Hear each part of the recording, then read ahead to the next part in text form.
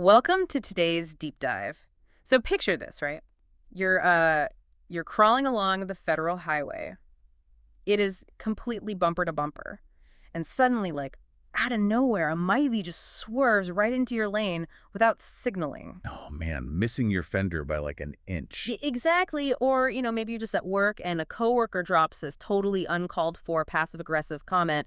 I mean, your blood just instantly boils. Right, the immediate urge is to just honk your horn or shout or fire back some nasty reply. Yeah, so today's mission for this deep dive is to figure out how to master that split-second reaction, because otherwise, it completely masters you. We're drawing our insights today from a really brilliant source, Dr. Phang Cheng Carr's program called MindfulGym. Yeah, which is actually Malaysia's leading evidence-based mindfulness program. Right, and what I love about it is how it's totally customized for our multi-ethnic community here. It takes mindfulness out of those, silent meditation retreats and turns it into this super practical, street-smart skill you can use anywhere. It really does. It shifts the whole paradigm, from something you practice quietly on a cushion to something you can actually deploy in the heat of the moment. Right, like in traffic. Exactly.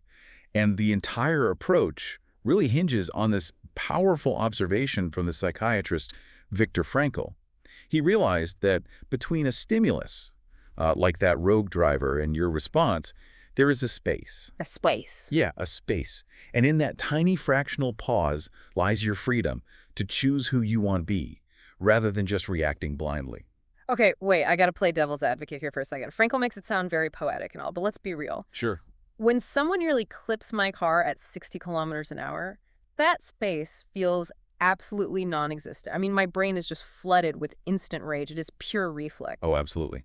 I completely get that. Right, so how are you supposed to find a peaceful little space when your nervous system is completely high-deciding? I mean, aren't we just talking about biting our tongues and suppressing our natural anger? It's so easy to confuse the two. But finding that space is definitely not about burying your feelings. It's not about pretending you aren't furious. Because that doesn't work anyway. No, exactly. Suppression is just shoving the anger down into a pressure cooker. Right. Finding the space is really about shifting out of a blind autopilot reaction into conscious action. Okay, so it's the difference between letting your reflexes blindly drive the car and actually keeping your own hands on the steering wheel. That is a great way to put it, yeah. But how do we physically keep our hands on the wheel when the pressure is spiking like that? Well, Dr. Phang's program used this very practical tool for this exact moment. It's a super easy acronym so you can remember it even when your brain is totally fuzzy. Oh, nice. What is it? It's S.T.O.P. Mindful S-O-P. So S is for stop, like literally pause. Just stop whatever you're doing. Exactly. That physical interruption actually breaks the autopilot loop in your brain. And then T is take a breath. And this isn't just fluffy advice, Right, because there's biology behind it. There really is. When you take a deep, conscious breath, you mechanically stimulate your vagus nerve. Which sends a literal biological signal to your amygdala, right? Like the brain's fear and anger center, it tells it to just stand down. Yes, exactly. It physically pulls you out of that whole fight-or-flight mode. It really buys you time. That makes a lot of sense. So that's the S and T. What about the O and P? So O was for observe. Notice your white knuckles on the steering wheel. Notice your racing heart, but try to do it without instantly judging those feelings. Just see them. Oh, just acknowledging them without getting swept up in the emotion. Right. And finally, P is a letter. Proceed wisely. So instead of asking, how can I punish this guy? You ask, what is actually helpful for me right now? Wow, that is a huge shift in perspective. But I want to bring up how the MindfulGym sources visualize the actual cost of ignoring those steps, because there's this brilliant analogy in there. Oh, the glass of water story. Yes. So imagine you're holding a glass of water. Yeah. If you hold it for a minute, it's light. It's really no problem at all. Sure, it weighs practically nothing. Right. But if you hold that exact same glass with your arm outstretched for an hour, your arm starts to ache terribly. Hold it all day, and your arm will just feel completely paralyzed. Wow. Yeah. And the actual weight of the glass never changed, right? Yeah. But how long you hold on to it changes everything. That is honestly the perfect way to look at it. The spike of anger from being cut off in traffic, well, that is that glass of water. Yeah, it's inevitable. Exactly. Yeah. And holding on to it for a few seconds, it's just a normal human reaction.